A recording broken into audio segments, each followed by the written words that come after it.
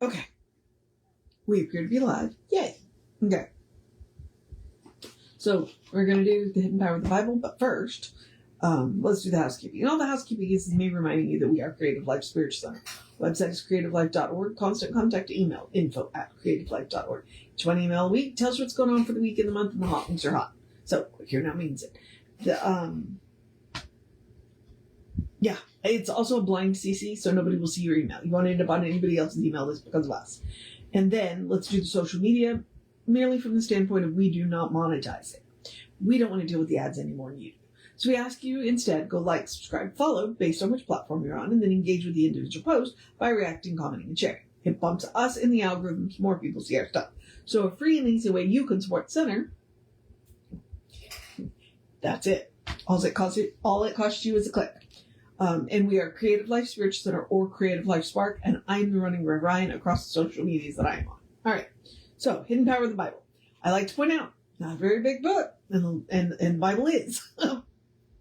So he is only picking out what he thinks is the most relevant, which is mostly the teachings of Jesus. We have spent a good bit of the book. I think we're just maybe slightly over halfway through. We have spent most of the book in Matthew. So he did deal with a little bit of the Hebrew Testament. We are now in the Christian Testament. He dealt with basically the creation stories and a little bit of Revelations. So just a little bit though. And the fall, obviously. So, and you have to, or maybe it was Deuteronomy. You have to. So Moses, the lawgiver, and because Jesus came to fulfill the law. So you need to ground there. And now he is dealing with the teachings of Jesus. I think Ernest would have loved the Red Line Bible if it had existed when, he was doing this. I don't think it did. And the Red Line Bible is where scholars have gone in and said, and underlined and read everything that they think that Jesus actually said. That's all it is. All right. So today we are going to do the last two articles out of Malachi 18, and we are going to start with whatsoever ye shall bind on earth. Next, we come to a passage difficult to understand and one which has caused confusion in many minds.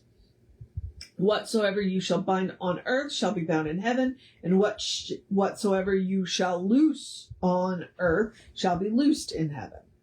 A superficial reading of this passage might lead one to suppose that this old earth is the last chance of the soul. But this is not the meaning of the text. It simply means this: the experience of death cannot change all. I did not see that coming. As a person has lived while on earth, so they will continue to live after death. If they have been pure, they will continue to be pure. If they have been otherwise, they will continue to be otherwise. Okay.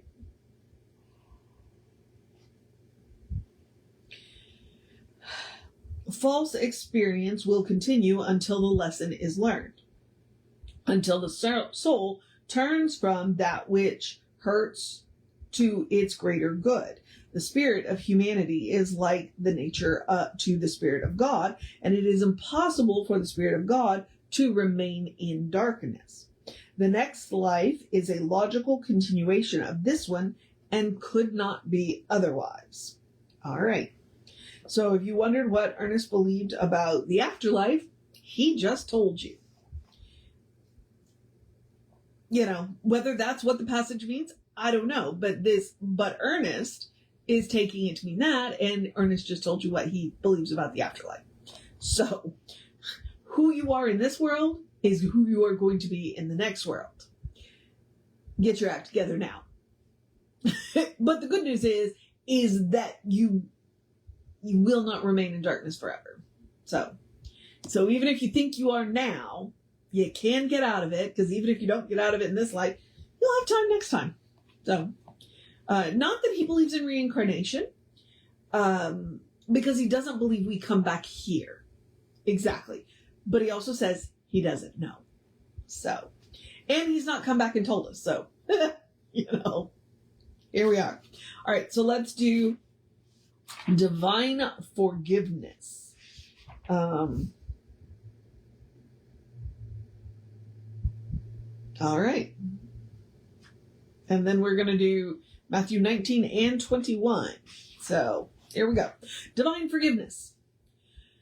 In the next passage, let's see.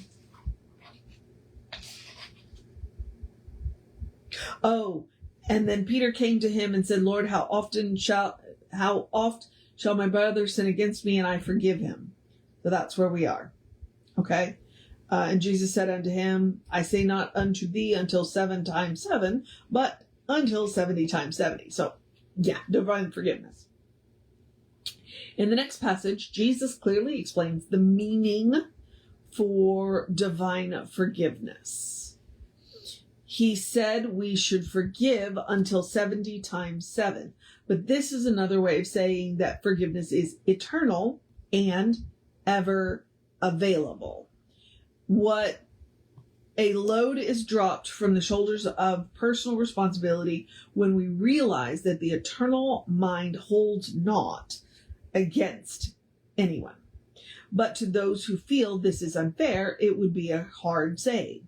What, says one, are not my virtues to be rewarded above those who have none? O foolish one and blind, what do you know about virtue? Has your life always been beyond reproach? Have you never fallen short of the divine calling? Who are you to point the finger of scorn at your brother? The person who feels self-righteousness rise from his petty virtues lives a life of self-delusion. Okay. Know this. Virtue does not know that it is virtuous, and could it know it, it would immediately become vicious.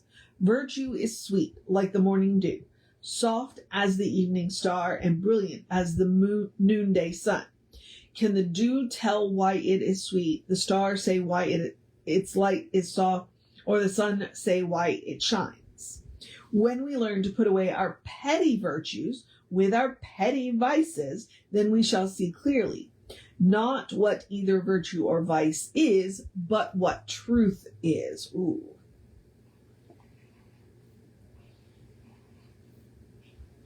The mind which condemns understands not the truth of being, and the heart which would shut the door of its bosom to the one who is mistaken strangles its own life, closing its eyes to a greater vision.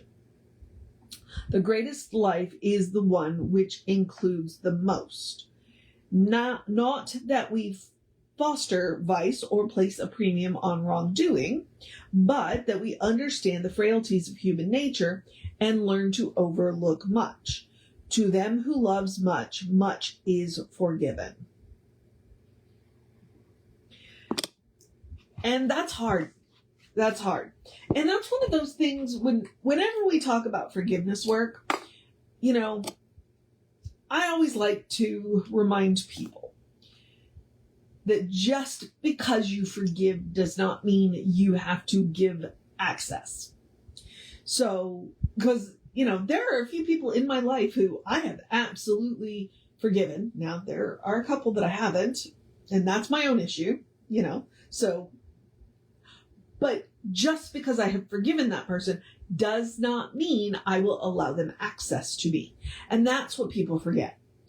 And I'm coming at this from the standpoint of, however many hundreds of years, thousands of years, of the church telling women that they have to forgive their abuser and let them back into their life.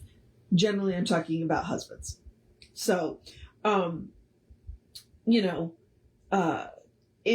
do say the best apology is changed behavior, but if you have been in an abusive relationship and you have left that relationship and you choose to forgive that abuser, that does not mean you have to give that abuser access to you, even if their behavior has changed. You don't ever have to see that person, talk to that person, let that person communicate with you in any way. And that is what people forget about forgiveness work. Forgiveness work has very, very, very little to do with the other person and everything to do with you. It is about setting down a burden that is too heavy to carry. That is what forgiveness work is. So, what Jesus is reminding you is you don't have to carry that. Now, should that person come and ask for your forgiveness and you choose to give it, again, you can choose to give that forgiveness and still deny them access to you. You can look them in the eye and say, I forgive you for what you have done, but I don't ever want to see you again. Okay? And that's what people forget about forgiveness work. Forgiveness work is not soft. It is not. It is about putting down a burden that you shouldn't have had to carry in the first place and moving on. And whether you choose to allow that person back into your life, that is up to you. And you do not have to. So what Jesus is saying is, yes, forgive. Forgive. Because we are human and we make mistakes. But he never said you had to let him back in your life. He never said that. The church did. But Jesus didn't. So let's listen to Jesus and forgive, because most of the time, the burden is not worth carrying. And as for the one person in my life that I have not forgiven, I can't even tell you that. Obviously, it is not a person in my life. It is a person I don't ever want to see again.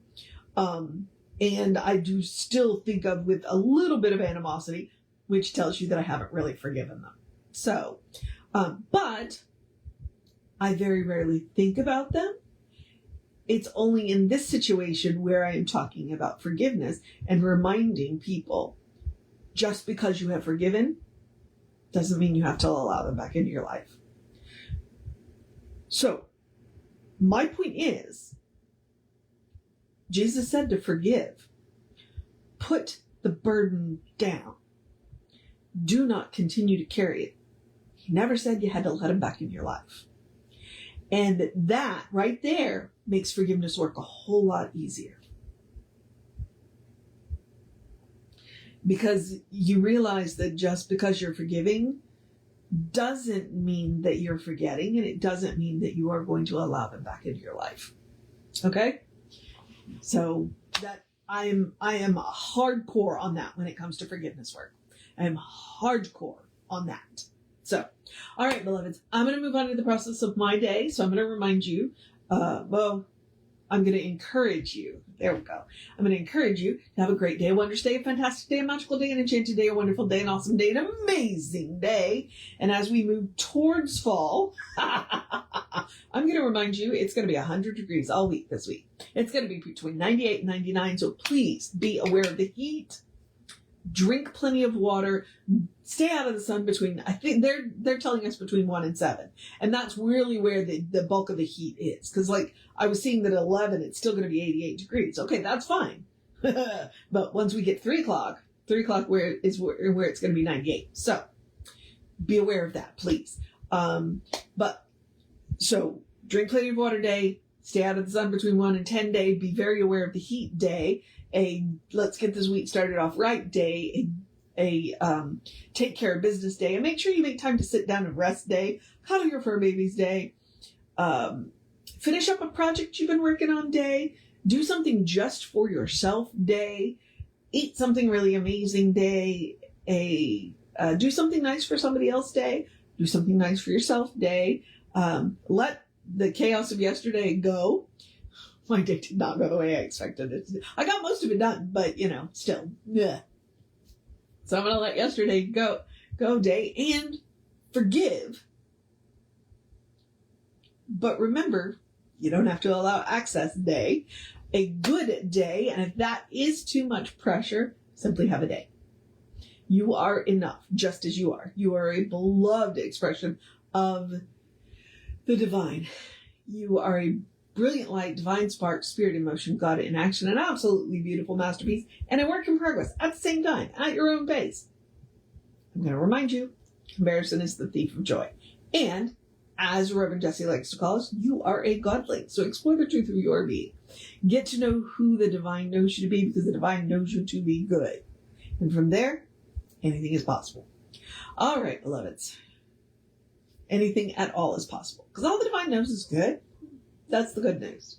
All right. As I was about to say, Reverend David should be on in sometime in the afternoon. Generally, he's on after 5. Occasionally, he's early. Who knows? I'll be back with you in that 9:15 space tomorrow. Take care of yourself. Know that you are loved. And I will see you next time.